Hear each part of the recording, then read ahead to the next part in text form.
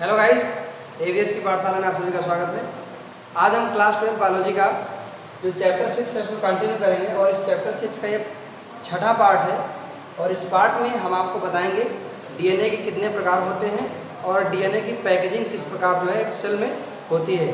इससे पहले वाले वीडियो में यानी पार्ट 5 में हम बात कर चुके हैं स्ट्रक्चर ऑफ डीएनए। अगर आपने उस वीडियो को अभी तक नहीं देखा है तो उसका लिंक आपको नीचे डिस्क्रिप्शन बॉक्स में या फिर ऊपर आई बटन में मिल जाएगा, वहाँ पे जाकर आप उस वीडियो को देख सकते हैं। ठीक है, तो चलिए आज का टॉपिक स्टार्ट करते हैं। ये इस चैप्टर का छठा पार्ट है और इसमें देखेंगे हम टाइप्स ऑफ डीएनए,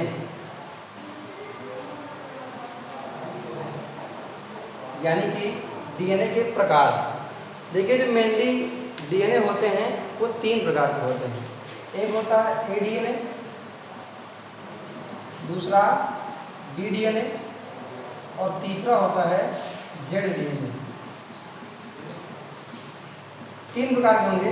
बाकी आपको कई सारे बुक्स में A B C D E Z इस तरह के आपको मिल जाएंगे, लेकिन जो मेनली होते हैं वो 3 होते हैं, एडीएनए, बीडीएनए और जेडडीएनए। ठीक है, तो सबसे पहले हम बात करेंगे एडीएनए के बारे में।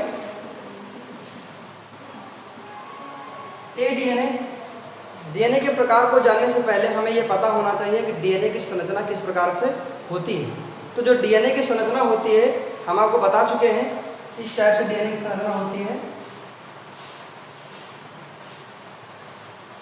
इस टाइप से। और यहाँ पर जो है बेस पेयर एक दूसरे से जुड़े रहते हैं। ठीक है, इस तरह से बेस पेयर डीएनए में जुड़े रहते हैं। तो ये जो बेस पेयर होते हैं इनकी संख्या के आधार पर हम डीएनए को 3 भागों में बांट सकते हैं, एडीएनए, बीडीएनए और जेडडीएनए। तो जो ए प्रकार का डीएनए है, ये ए प्रकार का जो डीएनए है वो बी प्रकार के डीएनए से ओरिजिन इसकी हुई है। कहने का मतलब ये है कि जो ए प्रकार का डीएनए होता है इसमें जो न्यूक्लियोटाइड्स होते हैं उनकी संख्या कितनी होती है? 11 जोड़ियाँ होती हैं। जैसा कि हम बता चुके हैं कि जो प्रत्येक कुंडल में, जैसे मान लीजिए एक यहाँ से लेकर के यहाँ तक, इसे बोलते हैं एक कुंडल, डीएनए का कुंडल। तो ये एक कुंडल से दूसरे कुंडल, यानी एक कुंडल में नाइट्रोजनस बेस पेयर की जोड़ी कितनी होती है? मेनली होती है 10। ठीक है, जो वाटसन और क्रिक ने दिया था उसमें उन्होंने 10 बताया था, परंतु जो ए प्रकार का डीएनए होता है उसमें 11 जोड़ियाँ होती हैं। और ये जो इसमें जो क्वाइलिंग होती है, ये जो क्वाइलिंग होती है ये राइट हैंडेड क्वाइलिंग होती है, यानी दक्षिणावर्त इसकी क्वाइलिंग होती है। ठीक है, और ये जो डीएनए है एडीएनए, इसकी ओरिजिन किससे हुई है? बी प्रकार के डीएनए से हुई है। किस प्रकार से? जो केंद्रक द्रव्य होता है उसमें पानी की कमी की वजह से हुई है, यानी कि H2O जब कम हो गया तो उसकी वजह से जो बेस पेयर की जोड़ियां हैं ये क्या हो गई? संख्या में बढ़ गई, यानी एक बेस पेयर बढ़ गया। ठीक है, अब इसमें जो दूसरा डीएनए आता है उसे बोलते हैं बीडीएनए। बीडीएनए भी right handed double helix structure होता है। राइट हैंडेड मतलब दक्षिणावर्त। इसमें जो क्वाइलिंग होती है कैसी होती है? दक्षिणावर्त क्वाइलिंग होती है। और ये जो बी डीएनए है, वाटसन और क्रिक ने जो मॉडल डीएनए का प्रस्तुत किया था उसमें उन्होंने बी प्रकार के डीएनए के बारे में ही बताया था। यानी इसमें 10 जोड़ी कितने न्यूक्लियोटाइड्स की जो जोड़ियाँ होती हैं कितनी होती हैं? 10 जोड़ियाँ होती हैं एक कुंडल में। यानी यहाँ से लेकर के यहाँ तक के बीच में कितने जोड़ियाँ होंगी? 10। ठीक है, और ये भी कैसा होता है? दक्षिणावर्त, यानी कि राइट हैंडेड इसकी जो है डबल हेलिक्स स्ट्रक्चर होता है डीएनए का, ये डीएनए। और इसमें जो एक हेलिक्स से दूसरे हेलिक्स के बीच की जो दूरी होती है वो कितनी होती है? 34 एंगस्ट्रॉम, यानी 34 एंगस्ट्रॉम होती है। कितनी होती है? 34 एंगस्ट्रॉम। हालांकि ये बहुत ज़्यादा इम्पॉर्टेंट नहीं है, लेकिन कभी कभी पूछ लेते हैं कॉम्पिटिटिव एग्जाम्स में और हमारी बोर्ड परीक्षाओं में भी पूछ लिया जाता है कभी कभी। ठीक है, तो तीसरा आता है जेडडीएनए। इसे बोलते हैं जिगजैग। इसमें और डिफरेंस क्या होता है? तो देखिए, सबसे पहले तो जिगजैग का मतलब क्या होता है? टेढ़ा मेढ़ा। जिगजैग का मतलब टेढ़ा मेढ़ा। जैसे आप देख रहे हैं ये यहाँ पर ये राउंड होके आ रहा है ये चीज, लेकिन जो जिगजैग डीएनए होता है उसमें ये जो स्ट्रक्चर आती है इस तरह से आती है, इस तरह से कोने निकले होते हैं। ये इसको बोलते हैं जिगजैग मोशन, यानी जिगजैग मोशन में इसका डीएनए का स्ट्रक्चर होता है। और इसमें जो न्यूक्लियोटाइड्स की जोड़ियां होती हैं वो कितनी जोड़ी होती हैं? 12 जोड़ियां होती हैं। ठीक है, और इसीलिए इसको जिग जैग डीएनए भी कहा जाता है। और इसमें जो प्रत्येक कुंडल होता है उसके बीच की जो दूरी होती है वो होती है 45 एंगस्ट्रॉम। जो मेजर डिफरेंस थे वो मैंने आपको बता दिया, ए डीएनए, बी डीएनए और जेड डीएनए में कौन कौन से मेजर डिफरेंसेस होते हैं। इसमें 11 जोड़ी न्यूक्लियोटाइड्स की जोड़ियां होती हैं, इसमें 10 जोड़ियां होती हैं, इसमें 12 जोड़ियां होती हैं। ठीक है, ये दक्षिणावर्त यानी इसमें जो right handed double helix structure होता है, और जो बी डीएनए है इस ये जो होता है ये भी right handed double helix structure होता है डीएनए का, परंतु जो जेड डीएनए होता है ये left handed double helix DNA structure होता है। ठीक है, ये आपको याद रखना है।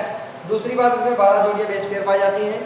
उसके अलावा इनके जो प्रत्येक कुंडल होता है, एक कुंडल की जो दूरी होती है वो 45 एंगस्ट्रॉम होती है। ठीक है, ये आपको याद रखना है। इसके बाद जो हमारा टॉपिक आता है डीएनए पैकेजिंग, ये भी हमें समझना है। डीएनए पैकेजिंग का मतलब ये है, डीएनए पैकेजिंग को समझने से पहले हम आपको एक बात बताना चाहते हैं जो बहुत ही इंपॉर्टेंट है। बात ये है कि जो डीएनए होता है हमारे शरीर में, इसका जो अमाउंट होता है वो कितना होता है ये भी हमें जानना बहुत जरूरी है।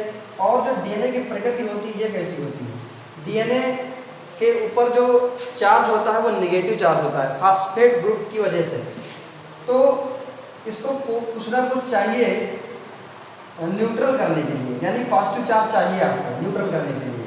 ठीक है, तो जो पॉजिटिव चार्ज आता है वो कहाँ से आता है, प्रोटीन से आता है। जो डीएनए को सुपर कॉइल करती हैं वो हिस्टोन प्रोटीन्स होती हैं जनरली, लेकिन हम पहले समझेंगे कि डीएनए पैकेजिंग जरूरी क्यों है। नेक्स्ट टॉपिक हमारा है डीएनए पैकेजिंग। पैकेजिंग का मतलब पैक करना। ठीक है, जैसे कि इसको पैक करना जरूरी क्यों है ये हम पहले समझ लेते हैं।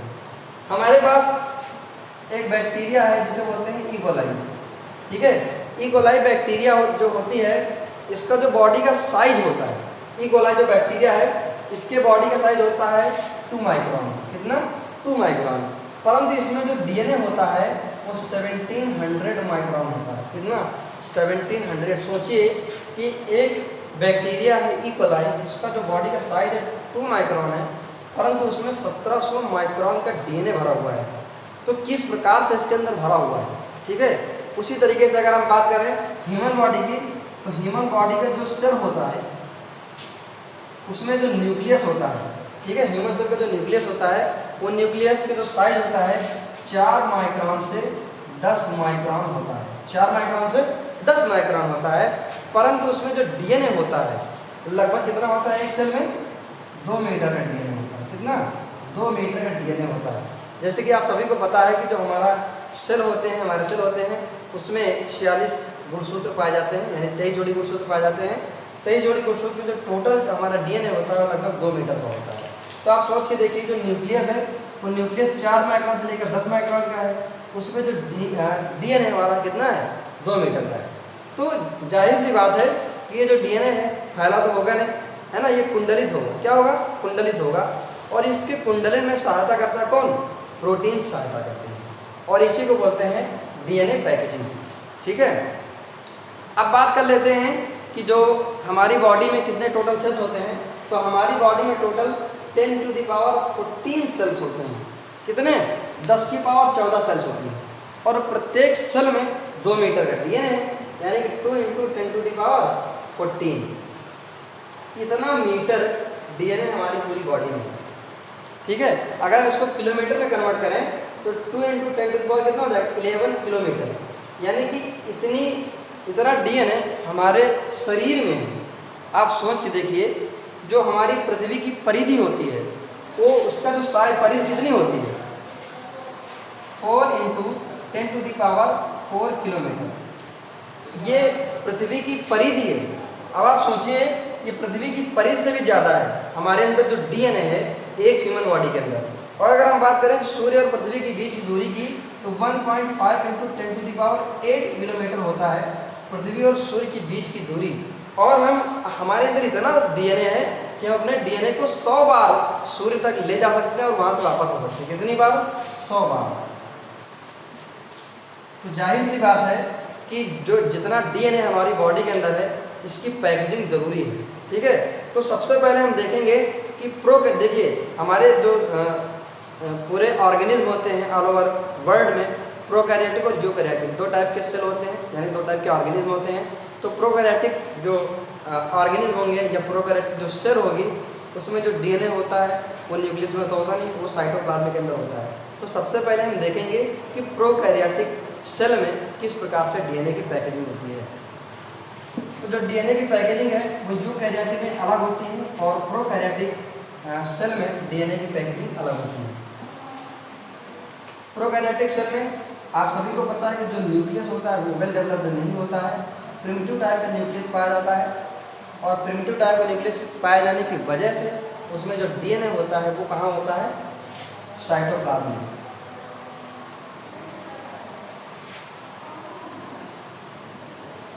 प्रोकैरियोटिक कोशिकाओं में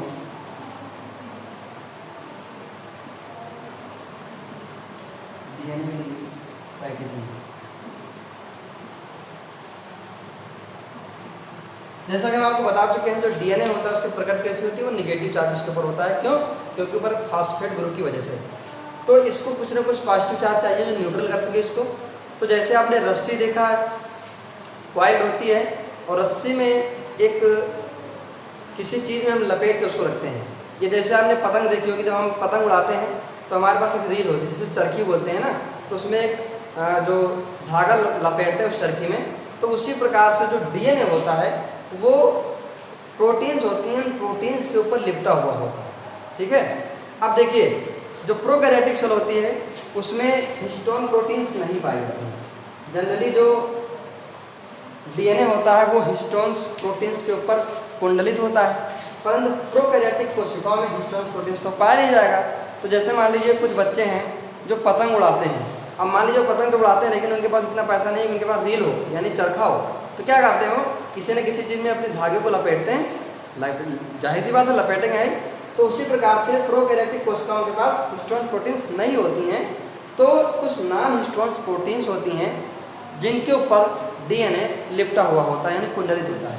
उन जो प्रोटीन्स होते हैं नॉन हिस्टोन प्रोटीन, उनको बोलते हैं HU एंड H। ये प्रोटीन्स होती हैं और कुछ एंजाइम्स होते हैं, जैसे बोलते हो टोपो आइसोमरेज। क्या बोलते हैं? टोपो आइसोमरेज। इन एंजाइम्स की सहायता से HU और H नॉन हिस्टोन प्रोटीन्स के ऊपर ये कुंडलित होती जाती हैं, अपने ऊपर बार बार कुंडलित हो जाती हैं और इस प्रकार एक सघन स्ट्रक्चर बना लेती हैं। इस प्रकार से जो है प्रोकैरियोटिक कोशिकाओं में डीएनए की पैकेजिंग होती है। अब जो डीएनए की पैकेजिंग बन रही है इसमें अब आपको पता है कि जब डीएनए की पैकेजिंग होती है तो उससे क्या बनता है, गुणसूत्र बनता है। क्या बनता है? गुणसूत्र बनता है।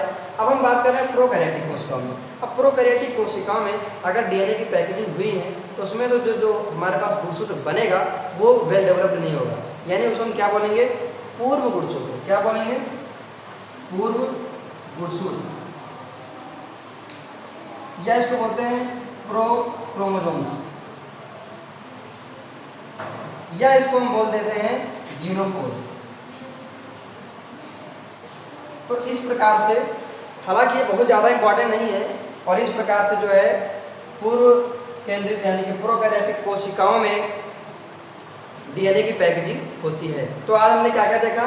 डीएनए के प्रकार देखे। डीएनए कितने प्रकार के होते हैं? A, B और Z, जो मेजर टाइप्स के डीएनए होते हैं उसको हमने देखा। ठीक है, उनमें डिफरेंस क्या होते हैं ये हमने देखा। डीएनए पैकेजिंग देखा, ये जरूरी क्यों है।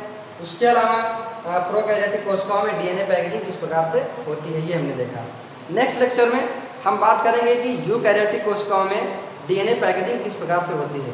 अगर आपको ये वीडियो पसंद आया हो तो इसे लाइक करें, ज़्यादा से ज़्यादा इस वीडियो को शेयर करें, अपने दोस्तों में शेयर करें, अपने रिलेटिव में शेयर करें, जिससे उनको भी नॉलेज हो सके। ठीक है, अगर आप हमारे चैनल पर नए आए हैं तो हमारे चैनल को सब्सक्राइब करके बेल आइकन क्लिक करना ना भूलें, जिससे आने वाले वीडियो की नोटिफिकेशन सबसे पहले आपको मिले। धन्यवाद।